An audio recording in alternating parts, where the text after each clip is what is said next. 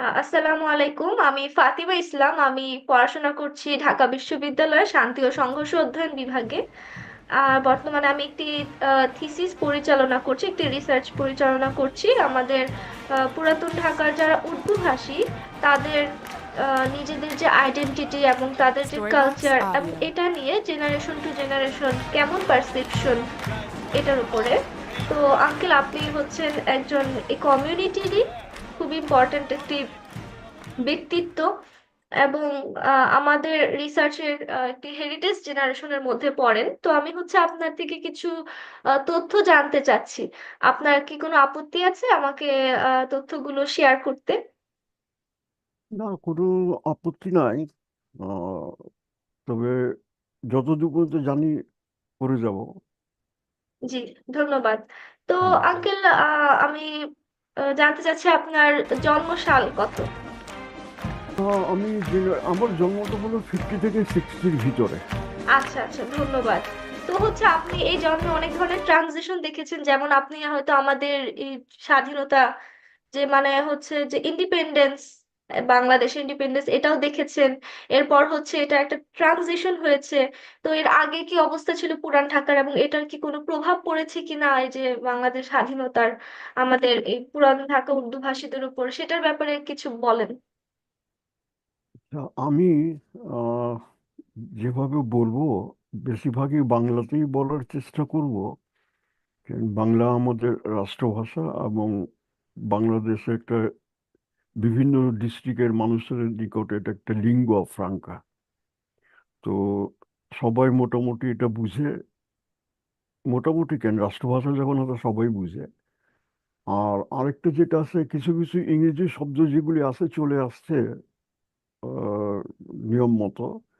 আর আর তাছাড়া যেহেতু আমি কানাডাতে থাকি, আহ, তাই কিছুটা ইংরেজি চলে আসবে অবশ্যই, আহ, অভ্যাসগত। এই কিছু আমার নিজের মাতৃভাষাতেও বলবো দু চারটা কথা, যাতে মানুষজন যারা আছে তারাও কিছুটা পরিচিত হতে পারে।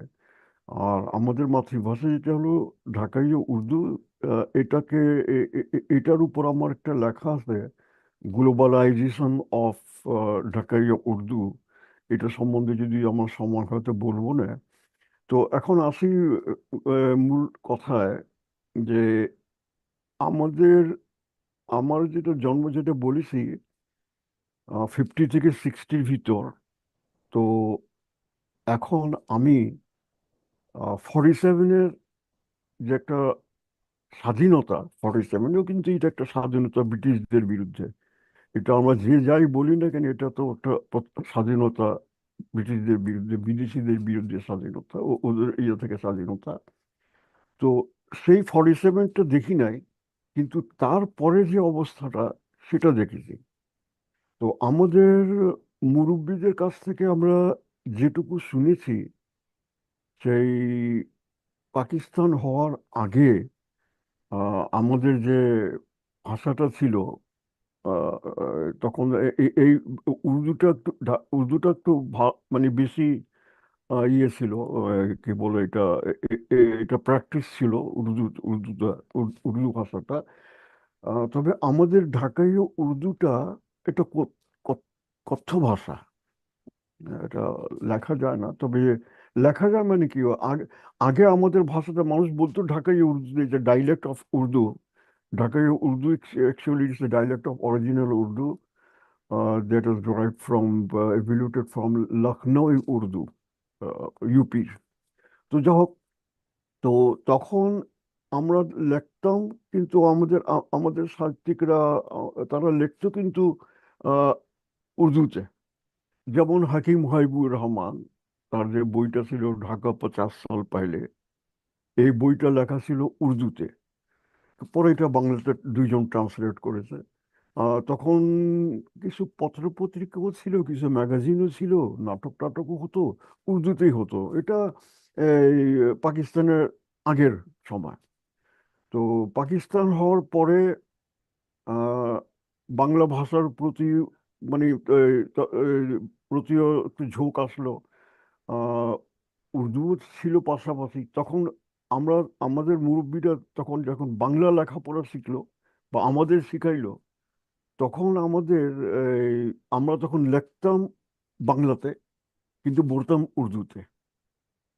আহ, তো আমাদের এই এই ভাষার কিন্তু এখন আমরা লিখিত রূপ পাচ্ছি, এখন বাংলা অক্ষরেও লিখি, নাস্তালিক অক্ষর যেটা উর্দু অক্ষর, এবং বাংলা যেটাকে বলা যায় নাগরি হরফ যেটাকে বলি আমরা, নাগরিকে বাংলা অক্ষর যেটা বলি, বাংলা অক্ষর তো এটা এই এটাকে আসলে নাগরি এই এই অক্ষরে কিন্তু আসামিরাও লেখে, আসামি ককবরক এই একই অক্ষরে তারা লেখে। তো যাই হোক, তো যেটা আমি আবার মূল আলোচনা থেকে দূরে সরে যাচ্ছি কেন, তো আচ্ছা, তারপরে যখন 52-এর ভাষা আন্দোলন আসলো, তখন 52-এর ভাষা আন্দোলনে আহ, এটা আরম্ভ হলো। এটার সূত্রপাত হলো 1948 সনে কায়েদ আজম আহ, ঢাকার ইউনিভার্সিটিতে রাষ্ট্রভাষা সম্বন্ধে একটা বক্তৃতা দিয়েছে, আমার কাছে সেটা রেকর্ড আছে। তো উনি বলছিলেন যে Urdu and only Urdu will be the state language of Pakistan, and all other provinces they can select their provincial language as per their wish. তো এই পুরো সেন্টেন্সটাকে অর্ধেক করা হলো, বাকিটা অর্ধেক আমাদের কাছ থেকে, আমাদের আমাদের জেনারেশনের কাছ থেকে লুকিয়ে রাখা হলো। কি বলবো যে Urdu and Urdu will be the state language of Pakistan. এখান থেকেই সেটাকে এটাকে বলো, এটাকে আহ, রাজনৈতিক একটা, কি বলে এটাকে, ইয়ে হিসাবে ব্যবহার করা হলো। তখন বলা হলো যে ভাই উর্দু, আ, আ, আ, এ, আ, তারা উর্দু ভাষা কায়েম করে আমাদের বাংলাটাকে হরণ করতে চায়। এটা সম্পূর্ণ একটা মিথ্যা কথা। এটা ছিল সে 52-এর ভাষা আন্দোলনটা, দেখো এক কথার ভিতর কিন্তু আরেক কথা চলে আসতেছে, ইতিহাস আসতেছে। 52-এর ভাষা আন্দোলনটা কিন্তু উর্দুর বিরুদ্ধে ছিল না। 52-এর ভাষা আন্দোলনটা ছিল বাংলা ভাষাকে রাষ্ট্রভাষা করার জন্য, উর্দুর পাশাপাশি বাংলাকেও রাষ্ট্রভাষা করার জন্য। এই ছিল আন্দোলন। কোনো কোনো সময় এরকম এমনও, আমরা ছোটবেলায় আমাদের একটা স্লোগান মনে আছে, উম, বাংলা উর্দু ভাই ভাই, কি একটা এইরকম, বাংলা উর্দু ভাই ভাই, আমাদের ভিতর শত্রুতা না, এই ধরনের স্লোগান ছোটবেলায় শুনতাম আর কি। তো আসলে উর্দু ভাষাটাকে একটা বলির পাঠা হিসাবে, বলি কা বকরা যাকে বলা হয়, বলি কা বকরা হিসাব से इस्तेमाल किया गया উর্দুকে। তখন উর্দু বললেই মনে করতো বাংলা বিরোধী, উর্দু বললেই মনে করতো পাকিস্তানি। তো এই যে একটা একটা একটা অবস্থা, তো তখন আমাদের এই আমাদের ভাষাতে, আমাদের কালচারে একটু, কি বলে, একটা একটা হেসিটেশন, আমরা হেসিটেশনে পড়লাম কি আমরা, আমাদের মাতৃভাষা বললেই বলে তারা বিহারি, অথবা বলে এরা পাকিস্তানি, অথবা বলে এরা আমাদের বাংলা ভাষার বিরুদ্ধে, বা বাংলা ভাষা আন্দোলনের বিরুদ্ধে। অথচ আমরা ঢাকাইয়ে কিন্তু এই যেমন আমাদের আছে না যে প্যারু সর্দার, প্যারু সর্দার হোসেনি দালানের উর্দু ভাষী আমরা, কিন্তু তার তো ভাষা আন্দোলনের দান ছিল। আমাদের ঢাকায় উর্দু ভাষার ভিতর ভাষা আন্দোলনের আমাদেরও তো অনেক অনেক স্যাক্রিফাইস রয়ে গেছে।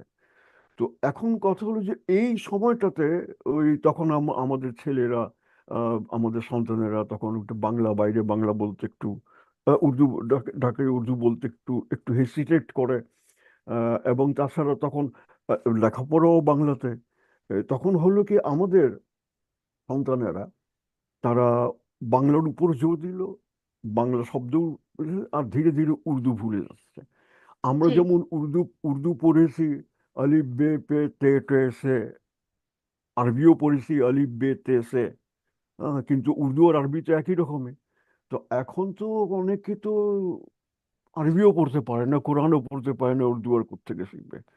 তো ওই সময়ে বাংলা ভাষার প্রতি জোর আসলো, মানে তারা অ্যাটেনশন দিল বাংলা ভাষার প্রতি। যেহেতু লেখাপড়াও বাংলাতে, তো ধীরে ধীরে আমাদের সন্তানেরা, আমাদের জেনারেশন তো আমরা কিছুটা জানি, আমাদের জেনারেশনের পরে এরা ধীরে ধীরে ওই উর্দু পড়াও ভুলে গেছে, আরবি তো পড়াই না, উর্দু পড়াও ভুলে গেছে। আর কি বলে ওই যে শব্দ ভুলে গেছে। যেমন একটা উদাহরণ দিচ্ছি। এক এক ঢাকাইয়া ছেলে আর কি, আহ, রিক্সা থেকে পড়ে গিয়ে, রিক্সা থেকে নামার সময় পড়ে গিয়ে হাঁটুতে ব্যথা পেল। তো সে বলল ঢাকাই উর্দুতে, मैं रिक्शा से नामते वक्त আছাড় खा के হঠাৎ আছাড় खा के गिर के हाथों में ব্যথা পায়া। तो এইটা হবে, मैं रिक्शा से उतरते वक्त अचानक पटकन खा के गिर के घुटना में चोट पाया। তো এই যে কথাটা, যে তারা যে ঘটনা হাঁটু, তো ঘটনা ভুলে গেছে, তখন তার ওই বাংলা পড়ছে, এখন সে বললো হাঁটু। যারা চোট ভুলে গেছে, বুঝলে ব্যথা, আহ, আচ্ছা, আচানক, এটা হঠাৎ ভুলে গেছে, এটা তার মনে আছে প্রথমে হঠাৎ, যেহেতু বাংলা শিখছে। তো এইভাবে আমাদের পরের জেনারেশনে ধীরে ধীরে আমাদের ভাষাটা ধীরে ধীরে শব্দগুলো হারিয়ে যাচ্ছে, ব্যবহার হারিয়ে যাচ্ছে। আর কিছু রাজনৈতিক কারণও রয়ে গেছে, কিছু মানুষের প্রোপাগান্ডাও রয়ে গেছে, কিছু ভুল ভ্রান্তি ধারণার ফলে আমরা আমাদের আমাদের জেনারেশনের পরে এটা খুবই কোণঠাসা হয়ে গেল। যার ফলে ধীরে ধীরে আমাদের এই ভাষার এই অবস্থা। তো এখন যেহেতু আমরা আমরা যেহেতু যে যে যে এই যে আমরা কি বলে এটাকে, তাহরিক, মানে তাহরিককে বাংলায় কি বলে, মুভমেন্ট, আন্দোলন, যে আন্দোলনটা, ভাষার যে আন্দোলনটা আমরা করেছি আমাদের ঢাকায় উর্দু ভাষাকে আবার ফিরিয়ে আনার জন্য। তো আমরা এইটা করার পরে আমরা এখন উর্দু ভাষাতেও লিখতেছি, ঢাকাইয়া ভাষা বাংলা অক্ষরেও লিখতেছি। এবং যেটা আমরা আন্তর্জাতিকভাবে এটাকে আহ, ব- যথেষ্ট অ্যাপ্রিসিয়েট করা হলো, যেমন ইন্টারন্যাশনাল এনসাইক্লোপিডিয়া তে, উইকিপিডিয়াতে আমাদের সম্বন্ধে ঢাকাই উর্দু ব্যাপারে অনেক কিছু লেখা হলো, আমরাও লিখতেছি। আহ, এই আর কি। তো এখন ধীরে ধীরে জেনারেশন, ধীরে ধীরে তারা নিজস্ব, নিজের আহ, শিকড়ের প্রতি তারা, যারা কি বলে, अपना मंजिल मकसूद पर अपना अपना जड़ का जड़ का तरफ আগে बढ़ रहा। মানে নিজের শিকড়ের সন্ধানে তাই সেটার দিকে আগে বাড়তেছে। তো এই হলো কি আমাদের জেনারেশনের গ্যাপটা, এবং যে যে আমাদের আমাদের ভাষাটা এইভাবেই হারিয়ে যাচ্ছে। এবং আমরা সেটা নিয়ে কিছুটা মুভমেন্ট করতেছি, কিছুটা কি বলে, তাহরিক করতেছি আর কি, যেটা যাতে করে আমাদের ভাষাটাকে আমরা আবার পুরনো অবস্থায় ফিরিয়ে আনতে পারি। জি, এই আর কি আমার ইনশাআল্লাহ। তো মোটামুটি আমি আমার অ্যাকচুয়ালি, আমার জবাবটা একটু লম্বা হয়ে গেল, কিন্তু কি কি বাট আর হচ্ছে করবো। আমরা অনেক অনেক ধরনের তথ্য জানতে পেরেছি আলহামদুলিল্লাহ। তো হচ্ছে আমি আরেকটু আলহামদুলিল্লাহ। জানতে চাচ্ছি যে মানে এখন যেমন আমাদের প্র্যাকটিসটা কমে গিয়েছে, কিন্তু আপনাদের সময় দেখা যায় আপনারা লিখতেও পারতেন, আবার বলতেছেনও, আবার লিখতেও পারতেন।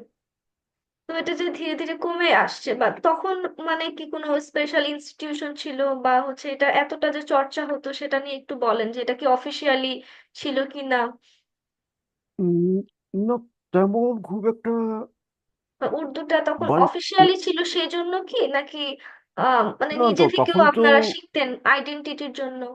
না, পূর্ব পাকিস্তানে তো বাংলাই ছিল, উর্দু তো এমনিও কম জানতো। তবে আমাদের যেহেতু আমরা আমাদের মাতৃভাষা যেহেতু ঢাকাইয়া উর্দু, জি। তো সেই হিসাবে আমরা সেটাকে চর্চা রাখার জন্য পড়তাম। আর তাছাড়া আমরা যখন আরবি পড়েছি, আরবির সাথে তার তার যেমন তাফসীর অনেক কিছু, যেমন মাদ্রাসাটা যেমন করে, উর্দুতেও পড়াশোনা করেছি, কারণ আরবি আর উর্দু প্রায় একই রকমই।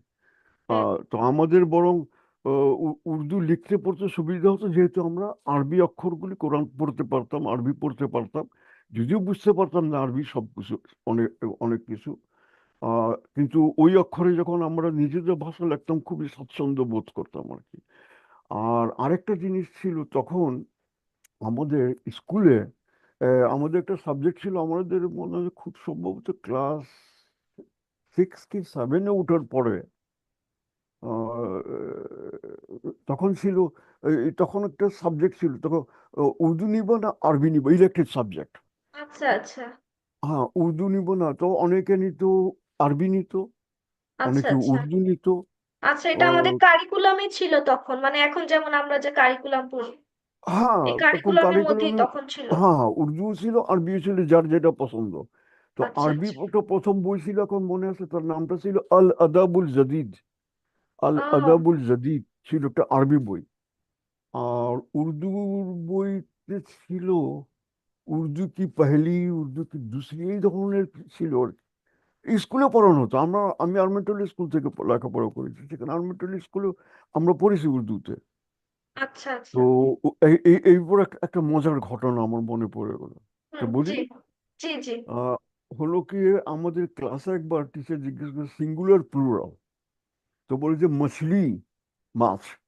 হুম। তো মছলির আর মছলিয়া, মছলিয়া, আচ্ছা। ইংরেজিতে ফিশ, আর প্লুরাল হলো ফিশেস।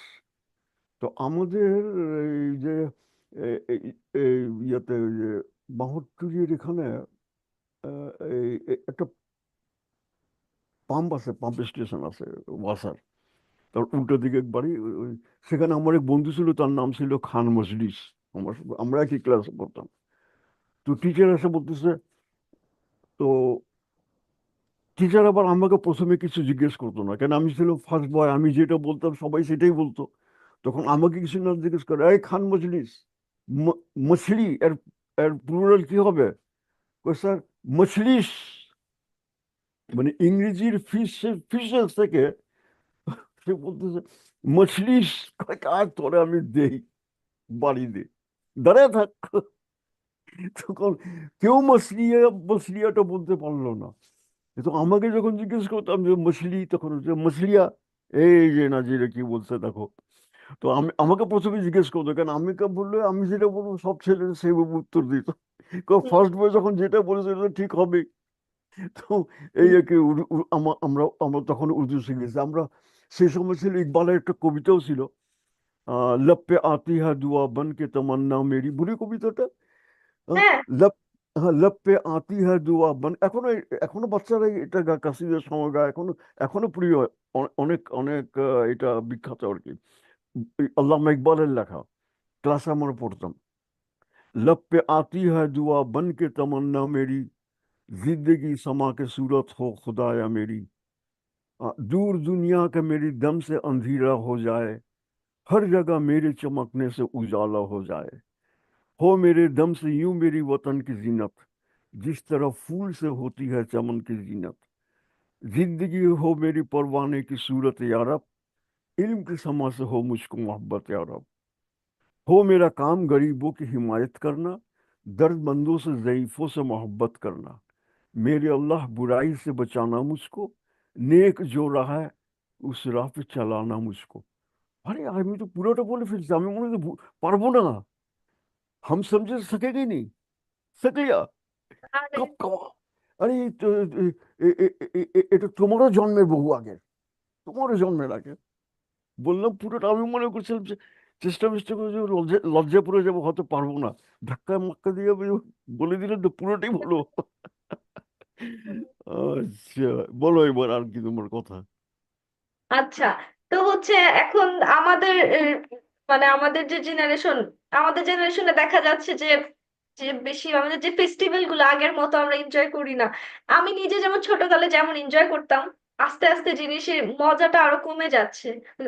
উৎসবে উল্লাস ব্যাপারটা আস্তে আস্তে কমে আসতেছে। তো আপনার সময় নিশ্চয়ই এই উৎসবগুলো আরো বেশি মজাদার ছিল, বা আরো বেশি যে উল্লাস প্রবণ ছিল, জাঁকজমক ছিল আ- আরো। তো এইগুলা একটু উৎসব নিয়ে যদি কিছু বলেন, যে আগে আপনাদের আমাদের সময় কেমন ছিল উৎসবগুলো, বা যে মানে আমি চাচ্ছি যে আপনি ভিন্ন কি ছিল সেটা নিয়ে বলেন।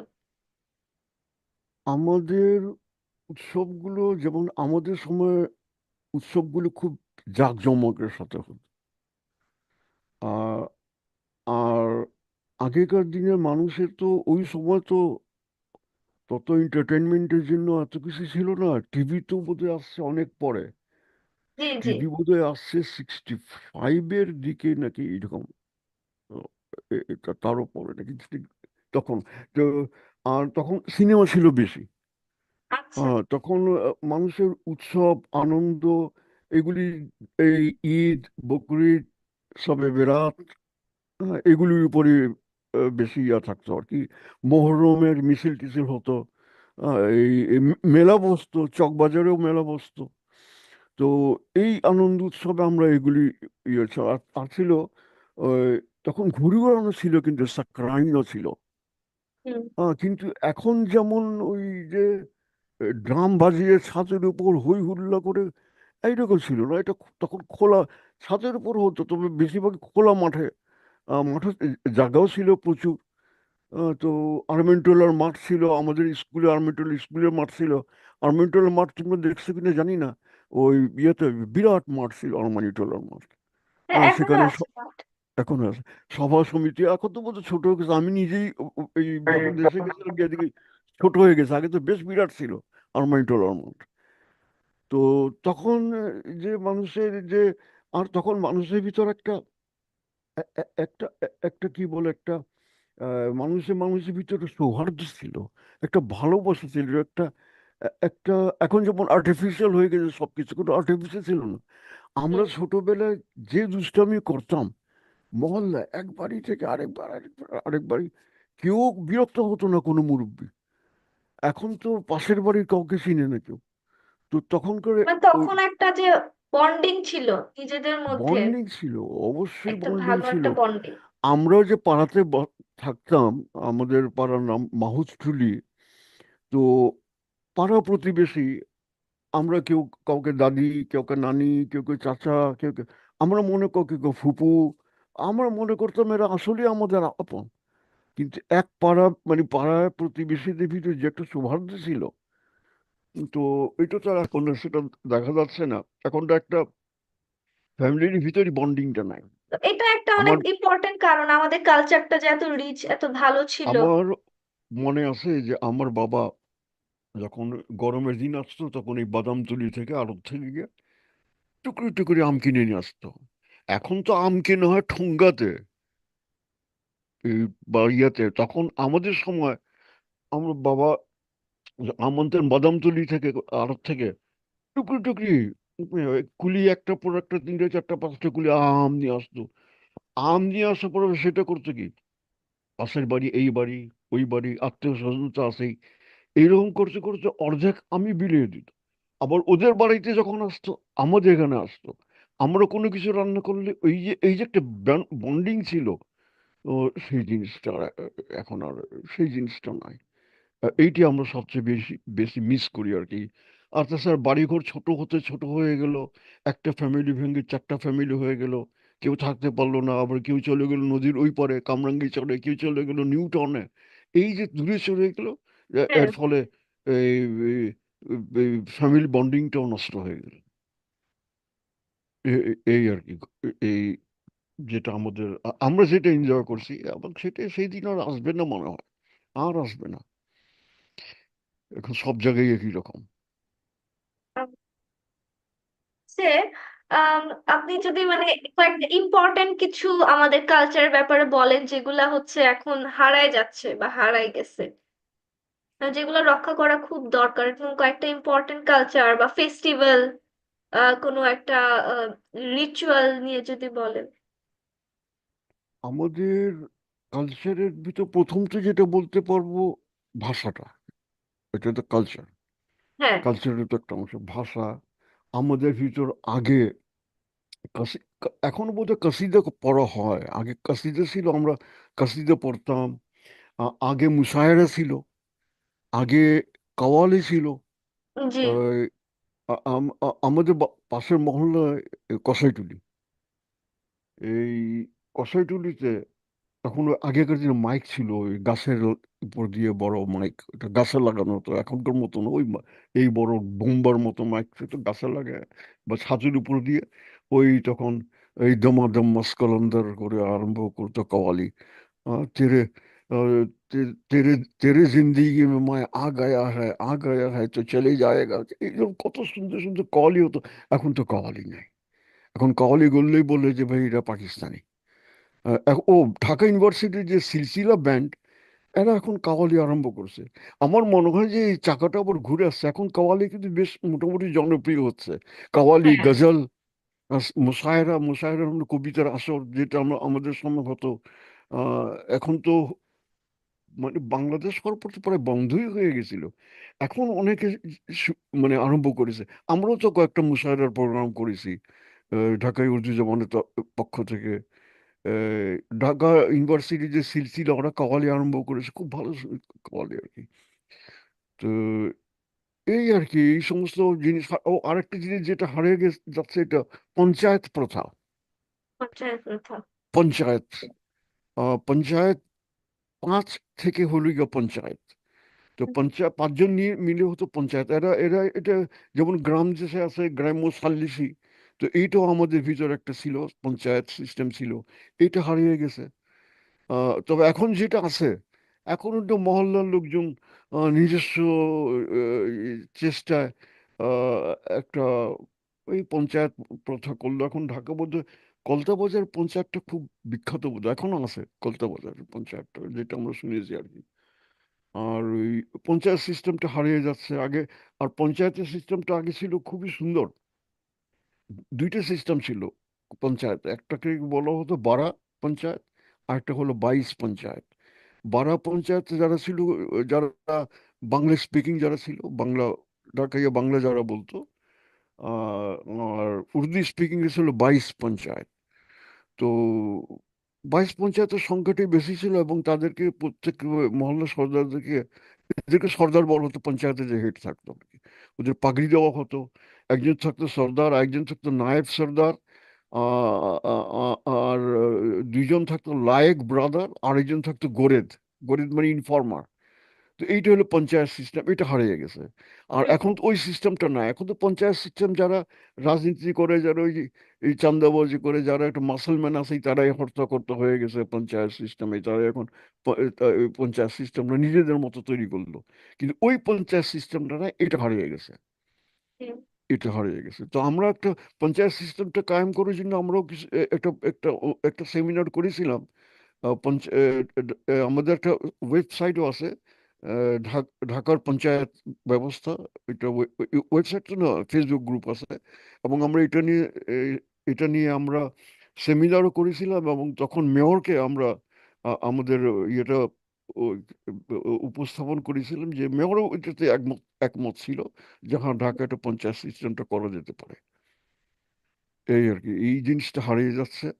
আর আনন্দ, যেটা ওটা হারিয়ে যাচ্ছে। আর আগের মতো তো আনন্দ করা যাচ্ছে না। আগের মতো খাবার দাবার যেটা যেগুলি ছিল, খাবার দাবার অনেক কিছু হারিয়ে যাচ্ছে। যে হয়তো তোমরা নামও শুনো নাই, যেটা আমরা ডম্পোক, নাম বোধহয় শুনতেও পারো, শুনতেও নাম সাবডেক। শব্দেক। এটা আমি হচ্ছে আমার সাবডেক, ডেটা কালেকশন করতে করতে শুনেছি। আর হাবিব, ওই যে হাকিম হাবিবুর রহমান, ওনার হাকিম বইতেও ভাই, পড়েছি। হ্যাঁ হ্যাঁ, দম্পক। আহ সাবজেক্ট তো সারা রাত লাগতো রান্না এটাকে, হুম। এটা পাকাতে। আরো কত রকমের জিনিস আছে, ভুলে গেছি। রেশমি কাবাব, সুতলি কাবাব, কি কাবাব না কাবাব, ওটা তার মনেও নাই এত কিছু। তো এই আর কি, এগুলো এই সমস্ত খাবার দাবার গুলি হারিয়ে যাচ্ছে। আগে ছিল ফালুদা। ফালুদা ইন্ডিয়াতে বোধহয় আছে এটা ফালুদা। এটা এখনো আছে ফালুদা, এখনো আছে পুরান ফালুদা। ঢাকায়, হ্যাঁ। মাঝখানে মাঝখানে ছিল না, ও, ফালুদা ছিল না। নামও ছিল অনেকে, ফালুদা কি জিনিসটা ওটা বুঝতেও না। আমার এই ছেলেরা এখন ফালুদা মানে কি তারা জানে না। तारा तो बांग्लादेश ওই ইয়েটা দেখে নাই। अच्छा उसके बाद में और कुछ कहना है? হ্যাঁ, তো আমি একটু ছোট করে শুনবো যে আপনার কাছে কি মনে হয় এই যে এই হারিয়ে যাওয়ার পিছনে কি কি কারণ আছে। যেমন আমরা অলরেডি কয়েকটা জিনিস বুঝতে পারলাম যে ফ্যামিলি বন্ডিংটা আগের মতো নাই, সেটার জন্য, বা হচ্ছে আত্মীয়তার একটা বন্ডিং আগে ছিল, যেটা আমাদের একসাথে করে রাখতো, উৎসবগুলো আরো বেশি মজার লাগতো।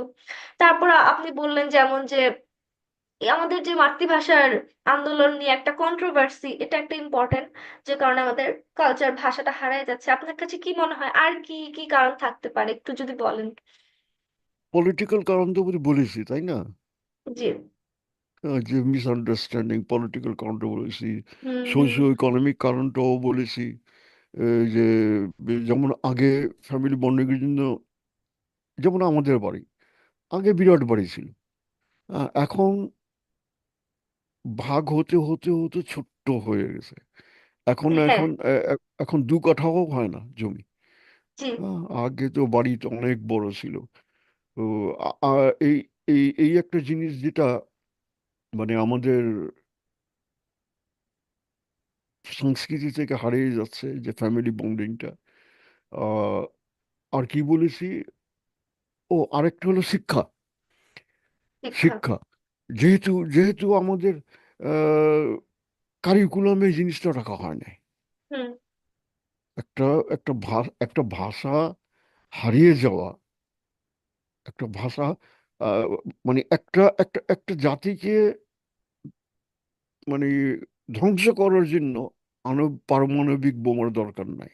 শুধু তার ভাষাটা যদি কিনে নেওয়া যায়, জি। তাহলে সেইটাই একটা জাতি ধ্বংস। আমাদের ভাষাটা হারিয়ে যাচ্ছে। তো এই যেহেতু যেহেতু শিক্ষা নাই আমাদের মাতৃভাষার উপর, আরেকটা আমরা আমাদেরও ভুল আছে, আমরা চর্চা করি না। আমরা যারা বড়রা যারা আছি, আমাদের ছোটদের সাথে, ছেলে মেয়ে নাতি পুতি এদের সাথে আমাদের নিজস্ব ভাষা কথা বলা দরকার, উর্দু ভাষা কথা বলা দরকার। আহ, যেমন আমার আমার এক ভাগ্নির সাথে আমি, তারা বাংলা বলতো, আমি উর্দুতেই তাদের সাথে বলতাম। তো একদিন সে বাসা আসছে, তো আমি তাকে জিজ্ঞেস, ওই তুই যে আই তেরা মা কো পুছে থে, পুছ কে আই কে কে আই? হ্যাঁ মামা, আমি পুছি তো। এক এক নয়া গ্রামার, নতুন গ্রামার নিয়ে আসলো। হ্যাঁ মামা, আমি পুছি তো। পুছা মানে আমি জিজ্ঞেস করছি তো, পুছি তো, পুছা, পুছাটাকে পুছি তো। আচ্ছা, আমার ছেলে এখানে আব্বু কয়টা করছে, আমি 1.5টা। 1.5টা মিনস, আমি 1:30। কেইটা আবার কি? কটা? টু, 2:30। আর এগুলো কি তোমরা এই 2:30, 1:30? আরে 1:30 বলো, 2:30 বলো, 3:30 হ্যাঁ। বলো। তো হ্যাঁ। এগুলো কি না করে তুমি 1:30, 2:30? ওকে আর ওকে। আমাদের একটা জিনিসই টপিক ডিসকাস করা বাকি আছে, তারপর শেষ। अच्छा तो কি সেই প্রশ্নটা কি হবে, इसका सवाल क्या होगा? सवाल तो हुआ जाके आपका कोई सजेशन है ना का यंग जनरेशन के लिए भाषा तो जन प्रिजर्व रहे, हम उनका कल्चर तो प्रिजर्व रहे, या जरूर गवर्नमेंट का जरूर तरफ जरूर। से कोई স্টেপ লিয়া যেত না क्या? একটু বলেন আমাদের মানে ইয়াং জেনারেশনের জন্য বা সামনে আমাদের যে ফিউচার আপকামিং জেনারেশনের জন্য, যদি আমরা এই কালচার এবং এই ভাষাটা বাঁচিয়ে রাখতে চাই, প্রিজার্ভ করতে চাই, এই ব্যাপারে আপনার কি সাজেশন? আহ, আমার সাজেশন তো অনেক কিছু আছে। আহ, তো সবগুলোতে এত ইলাবোরেটলি বলা যাবে না, কারণ সময়েরও তো একটা প্রশ্ন রয়ে গেছে। জি। আহ, তাছাড়া আমি কিছু ব্রিফলি বলি আর কি। জি। আহ, যেমন এই এই জেনারেশন গ্যাপের জন্য, যে আমাদের যারা আহ, যারা আহ, কি বলে ওটাকে, ভবিষ্যৎ প্রজন্মগুলো, এটা তো ভুলে যাচ্ছে, শব্দগুলো ভুলে যাচ্ছে। তো যেটার জন্য তাদেরকে আমাদের প্রতিশব্দ যেটা, এগুলি শেখাতে হবে। এটা প্রথম জিনিস। এবং আহ, যার জন্য আমরা 2টা ডিকশনারি কাজ হাতে নিয়েছি এবং শেষও করেছি এটা গত বছর। 2টা ডিকশনারি পাবলিশ হয়েছে। একটা হলো বাংলা টু ঢাকাইয়া উর্দু, মানে বাংলা অক্ষর থেকে ঢাকাই উর্দুতে, বাংলা শব্দ থেকে ঢাকাই উর্দুতে কি হবে এটাতে। আবার যেমন আমাদের এটা তো হলো এটাও তো হলো সবার জন্য যারা বাংলা জানে। আর যারা আমাদের ঢাকাইয়া উর্দু স্পিকিং আছে, আহ, তারা হয়তো অনেক শব্দ কিছু জানে কিন্তু এর মানেই জানে না। তো যেমন আমি এর আগে বলেছি যে ঘটনা, घुटना हाटू। तो जी। घुटना का मतलब हुआ হাঁটু, বাংলা में হাঁটু। হুম। তো এর জন্য আমরা আরেকটা ডিকশনারি লিখেছি, এটা Dhakaiya Urdu to Bangla. Uh, a dictionary, it is already been published by International Mother Language Institution under the sponsor of most probably UNESCO and Ministry of Culture of Bangladesh government. It has already been published. It is available in the market and also available in the institution as well.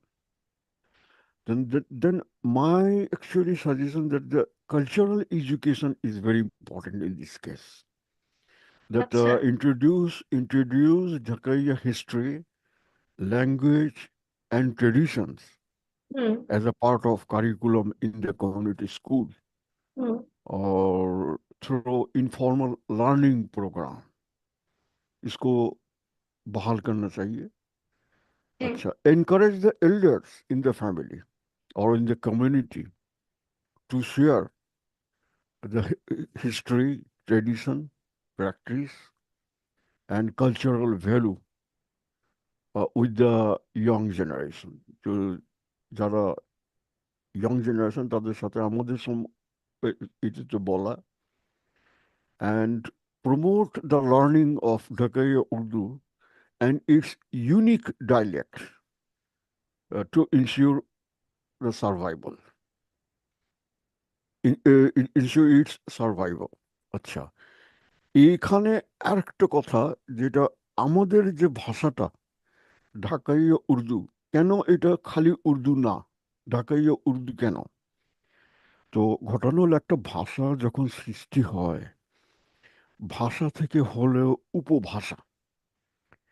উপভাষা মানে এই ভাষাটা এক নদীর স্রোতের মতো, যত দূর পর্যন্ত যাবে সে সে যার আশেপাশে যে লোকাল ল্যাঙ্গুয়েজ যেটা আছে, ওর শব্দের প্রভাব পড়বে সেই ভাষায়, ইনফিউশন অফ দ্য ল্যাঙ্গুয়েজ। এটা সব ভাষাতেই আছে। এটা যে শুধু আমার বাংলাতে ভাষাতে আছে বা উর্দুতে আছে, সবে তাই, এমনকি ইংরেজিতেও আছে। যেমন ইংল্যান্ডে একটা ইস্ট, খুব সম্ভবত লন্ডন ইস্ট, মোস্ট প্রবাবলি একটা ভাষা আছে কোকনি ভাষা। কোকনিটা ইংরেজি ভাষা, কিন্তু আমাদের ঢাকায় উর্দুর মতো আর কি। তো কোকনিরা ইংরেজি বুঝতে পারে, কিন্তু সব ইংলিশ ইংলিশ স্পিকিংরা কোকনি বুঝতে পারে না। তো এই যে যে এই ভাষার মধ্যে শব্দের নতুন শব্দ, তার প্রোনাউন্সিয়েশন, उसका हिज्जा, उसका लहजा, उसका টান, कहने का जो तरीका, তো এইগুলির জন্য অনেক, যেমন ব্যস্ত হয়ে যায়, যেমন এটার জন্য আমাদের এই এই কালচারটা আমাদের এটা প্র্যাকটিসে রাখতে হবে। জি। তো প্র্যাকটিসে রাখাটা সবচেয়ে বেশি দরকার, না হলে তো এটা থাকবে তো না। এটা লেখার ভিতর থাকতে হবে। The next my suggestion is the documentation and preservation. তো এইটা বলার আগে আমি আরেকটা বলি, যে এই যে ডাইলেক্ট, উপভাষা, ভাষা থেকে আসলে উপভাষা। তো এই আমাদের ঢাকাই উর্দু যেমন আছে, তেমন কালকেশিয়ান উর্দু আছে। ঠিক তেমনি আবার বোম্বেতেও তাদের উর্দু আছে, আবার করাচির উর্দু আছে, আবার এই লাহোরে লাহোরি উর্দু আছে, হায়দ্রাবাদি উর্দু আছে। তো এই জায়গায় জায়গায় উর্দুর উচ্চারণ, বলা একটু বেশ কম আছে। যেমন আমরা বলি আহ, মুঝকো ইয়াদ নেই, ইয়া মুঝকো জানা হ্যায়। বোম্বেতে বলবো আপুন কো জানা হ্যায়, আপুন হুম। কো ইয়াদ নেই। হুম। যেমন আমরা বলি যে এই যেমন আমরা যদি একটা বলি, अभी अभी खेल खेला नहीं जाएगा, ভাই নে बोला अभी खेल खेला नहीं जाएगा। তো এইটা আবার যখন পস্তুরে বলে, ওরা বলবে ভাই নে बोला अभी खेल खेला नहीं जाएगा। এই যে একটা প্রোনাউন্সিয়েশন গন্ডগোল। আবার আবার আমরা বলি স্কুল, যদিও একটা ইংরেজি শব্দ স্কুল, পাঞ্জাবের স্কুল বলতে পারে না, তারা বলে স্কুল। আমরা যেমন বলি প্রণাব, আমরা যদি বলি প্রণাব, বা প্রভাত, যদি বলি, তো ওরা ওরা বলবে প্রণাব, প্রণাব না, আহ, প্রভাত না, প্রভাত, প্রভাত না প্রভাত, এইরকম। তো এই এই এই সব ভাষাতে এরকম আছে। যেমন আরবিতে, আরবিতে পে নাই, উর্দুতে আছে পে। তারা পাকিস্তানকে বলে পাকিস্তান, পেপসিকে বলে বেপসি। এখানে একটা মজার ঘটনা। আমি দোহাতে আহ, ওই ওই- এই এক হসপিটালের, অর্থোপেডিক হসপিটাল, ওটা সেফটি হেড হিসেবে কাজ করতাম আর কি। তো আমার সিকিউরিটি এসে বলে, সিকিউরিটি মিস্ত্রি, sir sir they are barking car, barking car, parking বলতে পারছে না, বার্কিং। হ্যাঁ। আমি, barking car, car can bark, oh to let them bark as they can, but don't allow them to park. তো ওরা, এই যে একটা ভাষার মধ্যে পার্কিং, পার্কিং বলতে পারে না, বার্কিং। এখন বার্কিং তো হলো কুকুরের আওয়াজ, কুত্তা কা আওয়াজ, ঘেউ ঘেউ করনে उसको বার্কিং कहता। তো হ্যাঁ। পার্কিং, তো এই অনেক ভাষাতেই এইরকম একটু উচ্চারণের ব্যস্কম আছে। তো এই ঢাকাইয়া উর্দুটা আর অন্য জায়গার উর্দু এইটু বেশ, যে ঢাকাইয়া উর্দু একটু বাংলা ঘেঁষা। এবং আমাদের যে গ্রামার, আমাদের গ্রামারের মধ্যে এই যেমন, যেমন একটা কথা আছে, রাত গুজরি তো বাত ভি গুজরি। এই যে রাত আর বাত, এটা হলো গিয়ে উর্দুতে মুয়ান্নাস, মুয়ান্নাস মানে স্ত্রীলিঙ্গ, মানে আচ্ছা। শব্দের লিঙ্গ। হ্যাঁ। কিন্তু বাংলাতে বা ইংরেজিতে এইটা নাই। বাংলাতে ইংরেজিতে শব্দের কোনো জেন্ডার নাই। হ্যাঁ, এই যে, কোনো জীবিত জিনিসের জেন্ডার আছে, কিন্তু শব্দের জেন্ডার নাই। তো ওরা উর্দুতে বলবে রাত গুজরি তো বাদ গুজরি। তো আমরা ঢাকায় উর্দুতে বলবো রাত গুজরা তো বাদ ভি গুজরা। ওই গুজরা বললো, যেহেতু এটা এটা আমরা এটাকে বাংলা হিসাবে, বাংলা গ্রামারটা ফলো করতেছি আমরা। তো এই যে শব্দের যে জেন্ডার, এটা শুধু উর্দুতে না, এটা ফার্সিতেও আছে, আরবিতেও আছে। আরবিতে কিতাব মুয়ান্নাস। আবার মজার ব্যাপার হলো, রুশ ভাষাতে, আমার এই কথা প্রসঙ্গ বলি যে আমার রুশ ভাষাতেও ডিগ্রি আছে। আমরা ওই রুশ ভাষার ওই বিদেশি ছাত্রদের রুশ ভাষা শেখাবার আমার ডিগ্রি আছে, একটা সার্টিফিকেট আছে। তো এখন আমি বলি, যেমন এই কথা প্রসঙ্গে বলি আর কি, যে এই এই কোর্স করার সময় আমরা আমরা এটা শিখেছি। যেমন বই, বইকে রুশ ভাষা বলে খ্রিগা। আর বুক, বুকের কোনো জেন্ডার নাই ইংরেজিতে, বাংলাতেও নাই, কিন্তু উর্দুতে আছে, রুশ ভাষাতেও আছে খিনিগা, এটা জেন্টস কি রোল, মানে ফেমিনিন। রুশ ভাষাতেও কিন্তু শব্দের জেন্ডার আছে। আমাদের ঢাকাইয়া উর্দুতে আমরা বাংলাটাকে ফলো করি গ্রামারের, জেন্ডারের দিক দিয়ে, আচ্ছা। ইংরেজিটাকে ফলো করি। হুম। শব্দের আমাদের জেন্ডার নাই। হুম। আবার অন্যান্য জায়গার এটা শব্দের জেন্ডার আছে। হুম। আবার ওই কথার ভিতর পলাইটনেসেরও কথা আছে। যেমন আহ, লখনৌ উর্দুটা ভেরি পোলাইট উর্দু। যেমন লখনৌ উর্দুতে যদি আপকা নাম ক্যা হ্যায় এটা বলে না, তারা বলে আপকা তারিফ। তো এই নিয়ে আরেকটা মজার গল্প আছে। দিল্লি একটা লোক লখনৌয়ের লোককে জিজ্ঞেস করে, ভাই আপকা নাম ক্যা হ্যায়? তো লখনৌয়ের লোকটা বলতেছে, মেরে মেরে মেরে मेरे नाम क्या कहो भाई, वक्त थू आपके जूते के काले काई, मेरा नाम है अबू जाई। যে এই যে পলাইটনেসটা, এই পলাইটনেসটা মানে আগেকার দিনে যে যত পলাইট, সে তত উঁচা খানদানকা। ও। যে যত পোলাইট সে তত অ্যারিস্টোক্র্যাট। তো এখনকার দিনে মনে হয় যে আমি হাত কেটে ফেলবো, পা কেটে ফেলবো, মানে সে অনেক মাসল ম্যান, অনেক পাওয়ারফুল।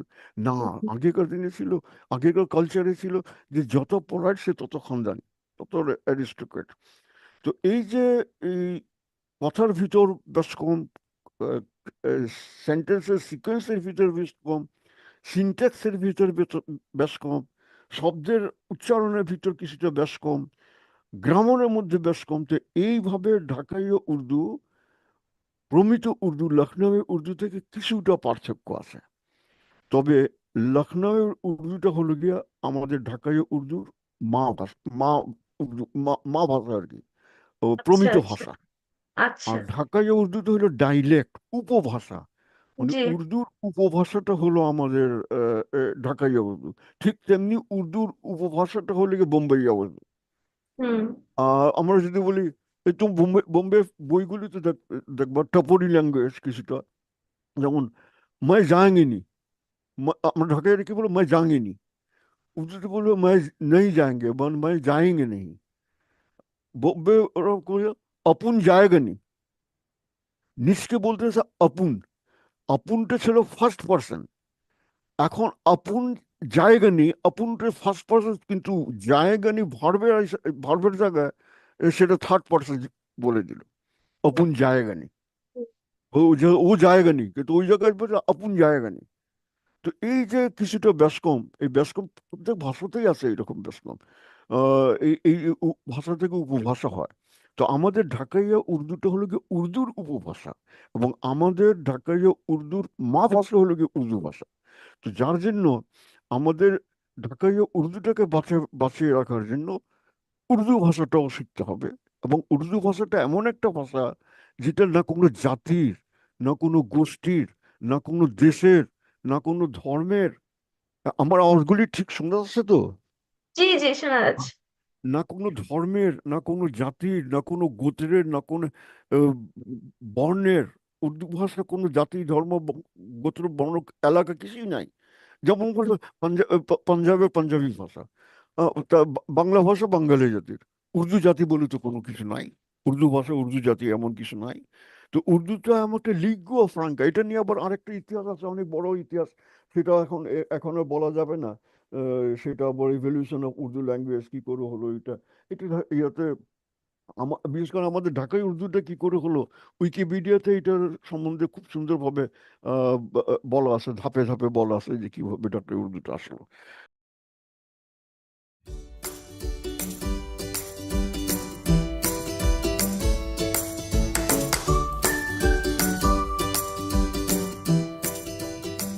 তো তো যা হোক, যেটা বলছিলাম আর কি, তো আমাদের উর্দুটা হলো গিয়ে ঢাকাই উর্দুর ঢাকাই উর্দুর মা ভাষা হলো উর্দু। উর্দু শিখতে গেলে যে ঢাকাই উর্দুটা শিখবে, এটা সহজ ফর্মের ঢাকাই উর্দু। ঢাকাই উর্দু যে শিখবে সে উর্দুটাও শিখে যাবে। জি। আর আরেকটা যেটা, যেটা হলো যে আমাদের we need some documentation and preservation of our language. We need to record oral histories, folk stories, cultural practice, audio, video, যেগুলি আমরা অলরেডি করতেছি। আমাদের যে এই যে আমাদের যে ঢাকাইয়া উর্দু ভিশন, যে যে চ্যানেলের মনোগ্রাম আমার পিছনে আছে, এইটা হলো গিয়ে আমাদের আহ, ঢাকাইয়া উর্দুকে অডিও অ্যান্ড ভিডিও প্রমোট, এটাতে আমরা করতেছি। এবং এই প্রোগ্রামটা আমরা একই ওই ব্যানারের আন্ডারে আমরা এটা করতেছি, ঢাকাইয়া উর্দু ভিশন। তো এটাকে অডিও অ্যান্ড ভিডিও। তারপর আমাদের যে ফেসবুক আছে, এই যে মডার্ন টেকনোলজির সুযোগটা আমরা নিলাম, ফেসবুকের মাধ্যমে আমরা হাজার হাজার লোকের সাথে যোগাযোগ করছি। যে কালকে রাতেও আমাকে ফোন করলো, এই অস্ট্রেলিয়া থেকে, সে most probably Pakistani immigrant, most probably Australia. हाँ नजीर भाई, आप भाई ये बहुत बढ़िया काम कर रहे हैं, एक जबान को बचा के रख रहे हैं, एक जबान को बचा के रखना, एक कौम को बचा के रखना। হ্যাঁ, তো এইভাবে সে বলতেছে, কোনো জানা নাই, শোনা নাই, না, না আমি তার কোনোদিন নাম শুনেছি, না সে আমার কোনোদিন নাম শুনেছে। এই যে আমাদের ভাষার মাধ্যমে যে হুম। উর্দু ভাষাটা বিভিন্ন জাতি, গোত্র, বংশ, এলাকা, বর্ণ, এই সবার ভিতরে একটা বাইন্ডিংস করতেছে, মানুষের মানুষের আদান প্রদান, মানুষের মানুষের চিন্তাধারা, থিঙ্কিং, তাদের ইমোশন উর্দু ভাষার মাধ্যমে করা যাচ্ছে। এটা এ, আবার আমি আরেকটা গল্প পরবর্তী পর্যায়ে বলবো, এখন তো হয়তো সময় হবে না। কিভাবে ঢাকাইয়া উর্দুটা, ঢাকাইয়া Urdu is a globalized language, in fact is a globalized language. Dhakaiya Urdu has all the characteristics and all the measures and all the capabilities to become a globalized language. আমি মিডল ইস্টে যে সমস্ত লেকচার দিতাম, spot lecture দিতাম, আমি ঢাকায় উর্দুতে বলতাম, এবং ঢাকায় উর্দু নেপালের লোকে বুঝতেছে, শ্রীলঙ্কার লোক বুঝতেছে, ইন্ডিয়া বুঝতেছে, পাকিস্তান বুঝতেছে, পাঠান বুঝতেছে, আহ, এমনকি ফিলিপিনিয়া পর্যন্ত বুঝতেছে ঢাকায় উর্দু, কিছুটা ভাঙ্গাচোরা করে বলতেছে। দ্যাট মিনস why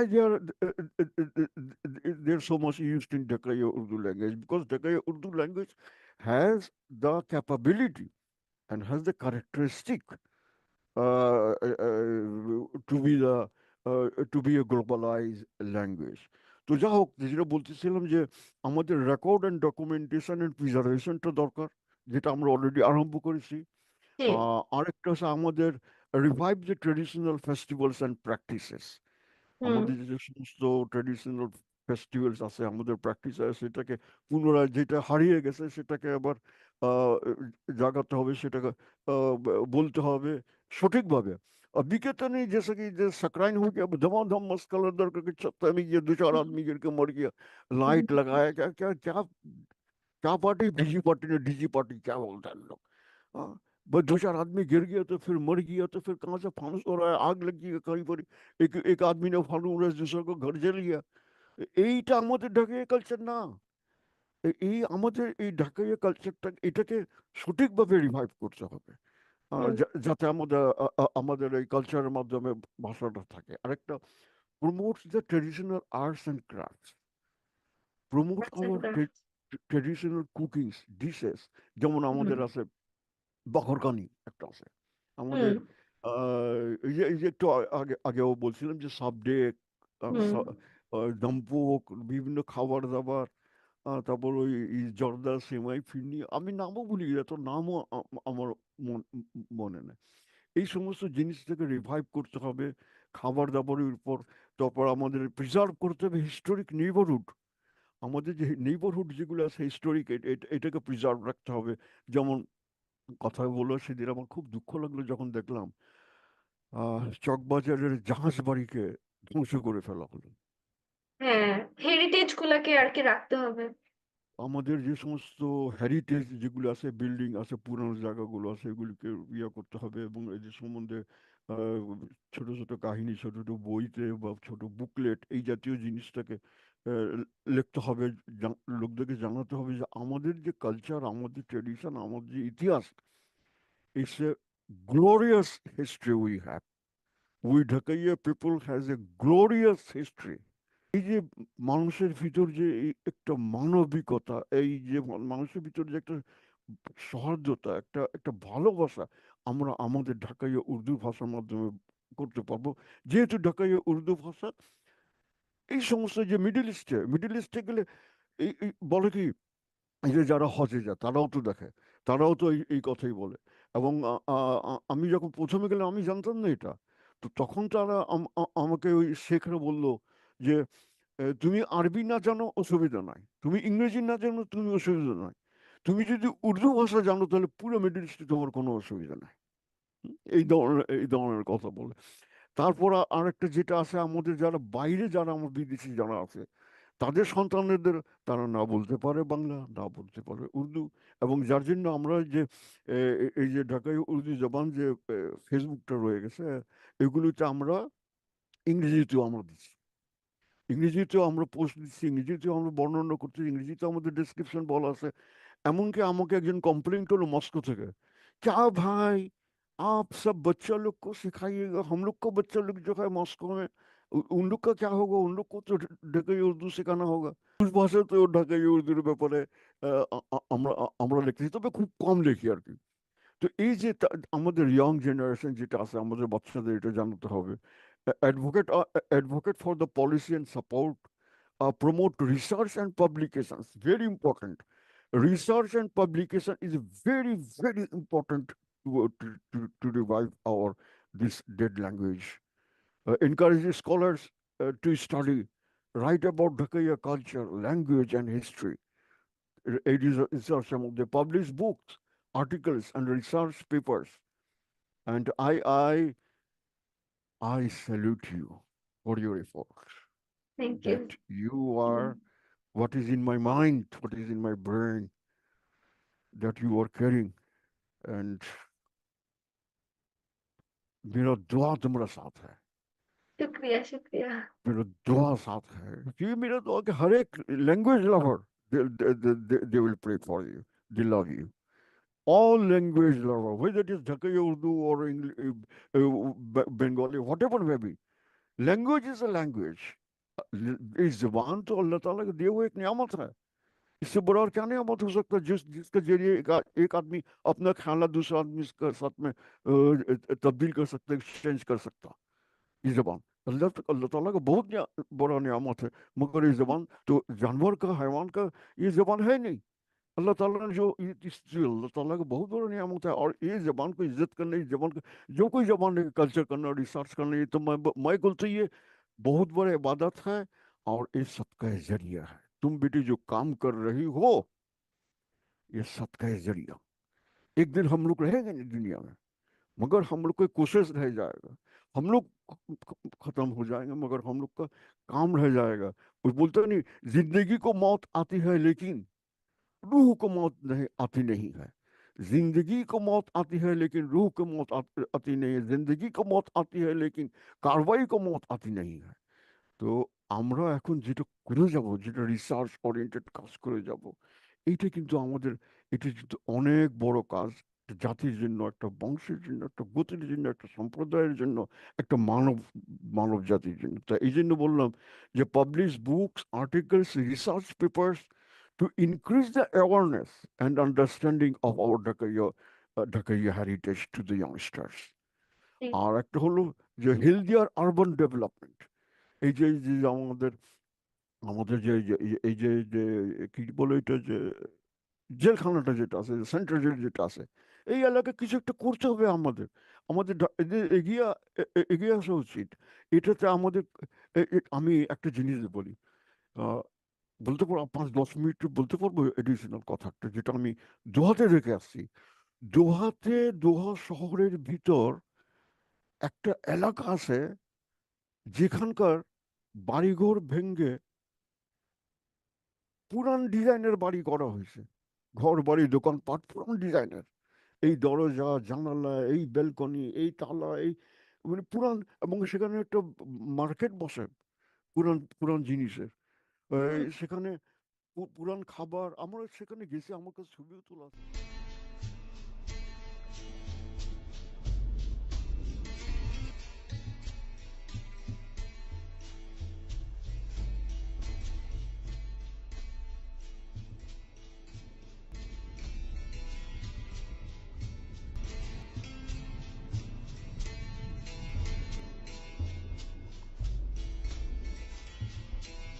এবং সেখানে আগেকার দিনে তারা কিভাবে প্যারেড করতো না করতো, এই এই যারা যারা সমস্ত মার্কেটে যে তারা দেখতেছে যে এই এই ধরনের আমাদের একটা কালচারাল রিজন করতে হবে আমাদের ঢাকায়, যেখানে শুধু আমাদের ডিসপ্লে হবে আমাদের কালচার, আমাদের ট্রেডিশন, আমাদের আমাদের খাবার দাবার। ওই এইটা কিন্তু একটা এটাকে ওটাকে কি বলে, পর্যটন কেন্দ্রের মতো হয়ে যাবে এটা, যদি হুম। আমরা এটা করি।